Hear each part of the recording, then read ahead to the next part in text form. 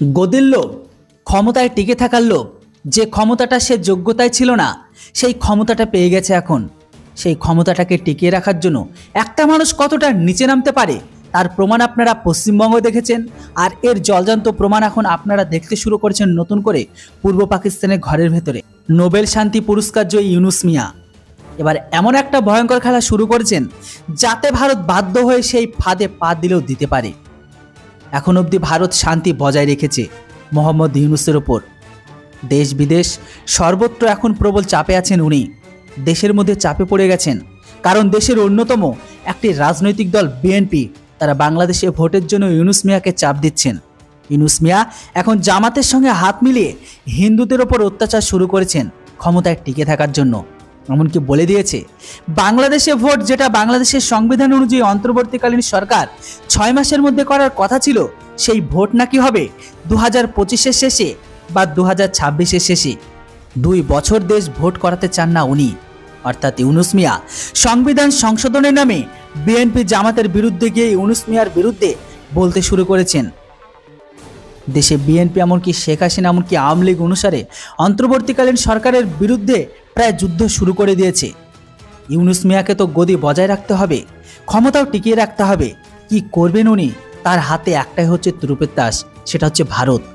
যদি ভারতকে খেপিয়ে কোনো ড্রাস্টিক ভারত যদি একবার গুলি চালিয়ে দেয় তাহলে সেটাকে অজুহাত হিসাবে বা একটি প্লে কার্ড খাড়া করে ইউনুস মিয়া আপাতত বছর খানেকের জন্য নিজের গদিকে বজায় রাখতে পারবেন। আর যদি গদি বজায় রাখার জন্য এই যে জঘন্য ষড়যন্ত্রকে করছেন ইউনুস মিয়া, তো ঠিক কিভাবে ভারতকে প্ররোচনা দিচ্ছেন আর কেনই বা প্ররোচনা দিচ্ছেন সবটাই জানাবো আজকের এই ভিডিওটিতে। এই গুরুত্বপূর্ণ ভিডিওটিকে আপনারা শেষ অবধি দেখুন। আমি দীপ আর আপনারা দেখছেন update India Bangla. Update India বাংলায় আপনাদের স্বাগতম। বন্ধুরা, গদির লোভ আর ক্ষমতার লোভ অত্যন্ত বড় লোভ। এই লোভ কিন্তু আজকের দিনে বড় বড় মহাপুরুষেরাও সংবরণ করতে পারে না। আমাদের রাজ্যে দেখছেন না গদির লোভে অনুপ্রবেশকারীরা ঢুকছে না জঙ্গি ঢুকছে, সেটা কিন্তু কেউ দেখেও বলছে না। আবার যারা দেখছে তারা ভালোভাবেই দেখছে।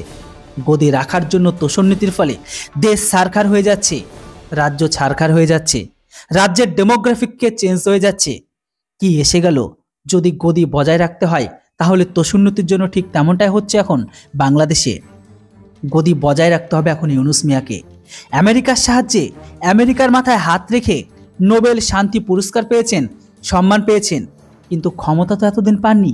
এবার সেই ক্ষমতায় পেয়েছেন, পাকচক্রে কোটা বিরোধী আন্দোলন শুরু হলো বাংলাদেশে।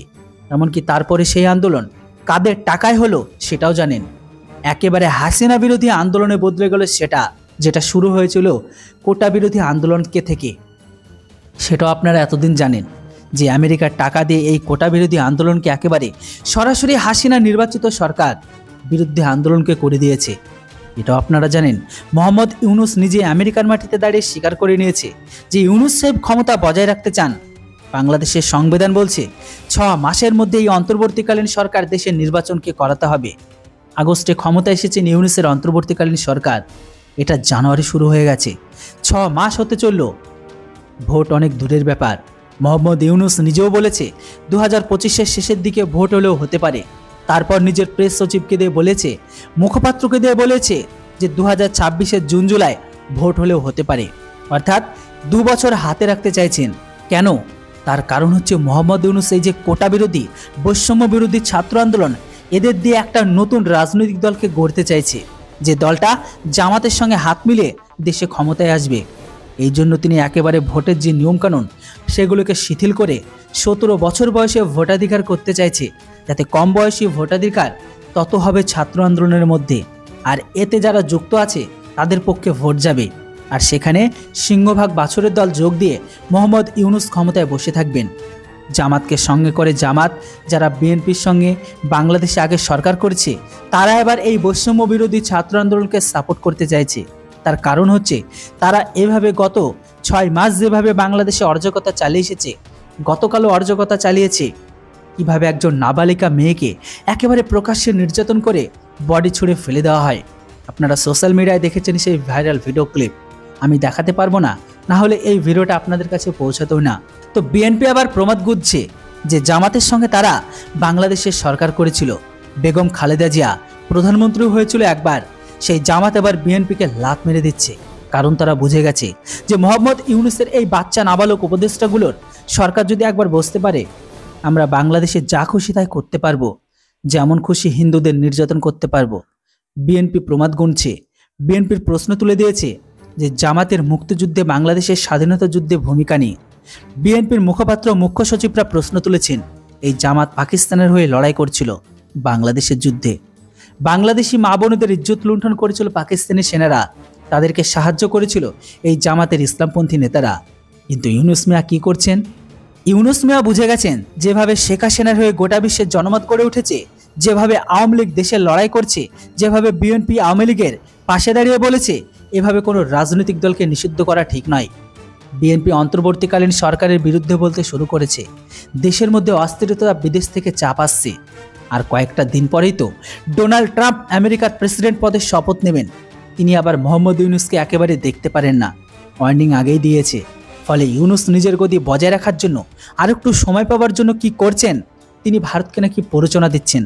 প্রতিটা ক্ষেত্রে, ভারতের জাতীয় পতাকা হোক, বাংলাদেশের প্রতিটা বিশ্ববিদ্যালয় হোক, স্কুল, বাচ্চাদের স্কুল একেবারে মাটিতে ফেলে দিলেন, যাতে সেখানে পদদলিত করে ভারতের উত্তেজনায় অন্য কিছু করে ফেলে।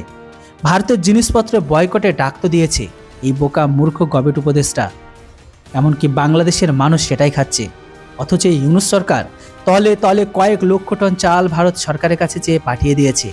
ইউনূস সরকার মোহাম্মদ ইউনূস প্ররোচনা দেওয়ার জন্য এবার কি করছে, নাকি সীমান্তে একটা সংঘর্ষ লাগানোর চেষ্টা করছে, যার একটা বড় মাস্টার প্ল্যান। বিএসএফকে উত্তেজিত করার চেষ্টা করছে তারা।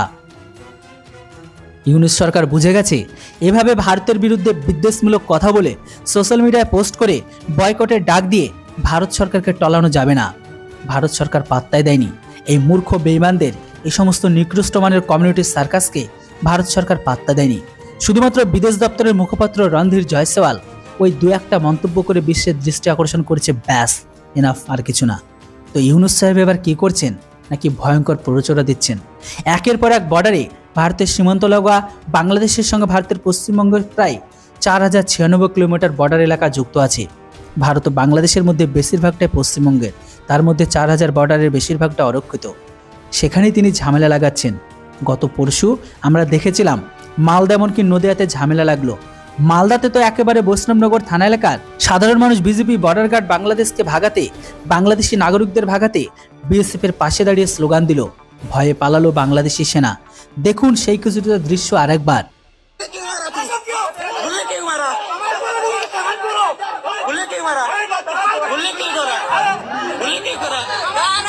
বিএসএফের অস্ত্র কাটার চেষ্টা করছে পরবর্তী জায়গায়। আমরা জানি না সেনা বলুন বা আধা সেনা বলুন, বিএসএফ বলুন বা সিআরপিএফ বলুন, তাদের শান্তি বজায় রাখতে বলা হয়।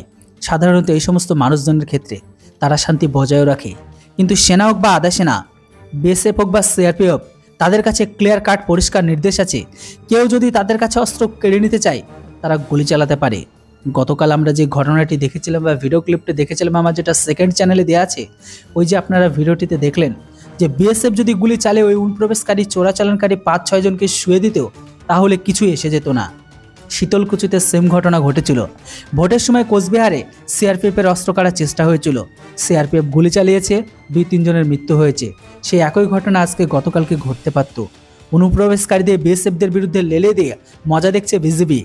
গুলি চালাক, তারা চাইছে যে বিএসএফ তাদের উপর গুলি চালাক। গুলি চালানোর মতো পরিস্থিতি ছিল। বিএসএফের অস্ত্র কাটছে মানে পরিষ্কার তাদেরকে নির্দেশ দেওয়া আছে, অস্ত্র কেউ কেড়ে নিতে চাইলে পরিষ্কার বুকে গুলি চালিয়ে দেবে। বিএসএফ ঠান্ডা মাথায় কাজ করছে এখনও। বাংলাদেশে এই অনুপ্রবেশকারী চোরাচালানকারীদের বুকে গুলি চালায়নি। তারা শান্তি বজায় রেখে এখন অবধি বর্ডারে শান্তি বজায় রাখছে, বিজেপির সঙ্গে আলোচনাও করছে। কিন্তু মোহাম্মদ ইউনূস যেভাবে ভারতের সীমান্তে ঢুকে, সেটা মালদা হোক বা ত্রিপুরা, যেভাবে প্ররোচনা দিচ্ছে, যেভাবে বিএসএফের অস্ত্র কাটার চেষ্টা হচ্ছে, তাতে ভারতের তরফ থেকে খুব একটা বেশি দিন এই শান্তি বজায় রাখা সম্ভব নয়, অসম্ভব। আপনারা বাড়িতে ঢুকে প্রতিদিন যদি কেউ আপনাকে কাটিং করে, আপনি কতদিন শান্ত থাকবেন বা চুপ থাকবেন বলুন তো? ভারত হচ্ছে একটা শান্তি দেশ, বিশ্বের সবচেয়ে বড় গণতান্ত্রিক, বড় শান্তিকামী দেশ। কিন্তু এখানে যদি অশান্তির ছেলেরা ঢুকে অশান্তি করার চেষ্টা করে, আপনি কতদিন শান্তি রাখবেন? ভারত কতদিন শান্তি থাকবে? বিএসএফ কতদিন শান্তি রাখতে পারবে? ভয়ঙ্কর একটা প্ররোচনামূলক খেলা খেলছেন মোহাম্মদ ইউনূস মিয়া। নিজের গদি টিকিয়ে রাখার জন্য ভারত যদি গুলি চালিয়ে দেয়, ওই সমস্ত লোকগুলো বিএসএফের অস্ত্র কাটার চেষ্টা করছে। ভারত যদি তাদের বুকে গুলি চালিয়ে 3-4 জনকে মেরে দিত, ব্যাস মুসলিম ব্রাদারহুড ইসলামিক কান্ট্রিগুলোকে এক এক করে ভারতের বিরুদ্ধে লড়াই শুরু করতে ইউনূস মিয়া। এমনকি তার এই যে তিনি যেভাবে একেবারে বেআইনিভাবে গদিতে টিকে আছেন, অন্তর্বর্তীকালীন সরকারের নামে একটা নির্বাচিত সরকারকে হটিয়ে একটা অনির্বাচিত বেআইনি সরকারকে মাথায় বসে আছেন, ক্ষমতা ভোগ করছেন। এই ক্ষমতা ভোগ করার জন্য তিনি চাইছেন ভারত গুলি চালাক, অস্থিরতার সৃষ্টি হোক, এমনকি সেটাকে কারণ হিসাবে, অজুহাত হিসাবে দেখিয়ে তিনি নিজের গদি টিকিয়ে রাখবেন। নোবেল শান্তি পুরস্কার জয়ী অশান্তির ছেলে এরকম ভয়ানক একটা চক্রান্ত শুধু গদি টিকিয়ে রাখার জন্য। ভারত কতদিন সহ্য করতে পারে সেটাই দেখার। আর বেশি দিন সহ্য করা যাবে না আমার মনে হয়, এটা অসম্ভব। আপনারা কি বলেন? আপনাদের অতীব মূল্যবান মতামত অবশ্যই কমেন্ট বক্সে লিখে জানান। ভিডিওর ইনফরমেশন ভালো লাগলে অবশ্যই চ্যানেলটিকে সাবস্ক্রাইব করুন। Thanks for watching. জয় হিন্দ, বন্দে মাতরম।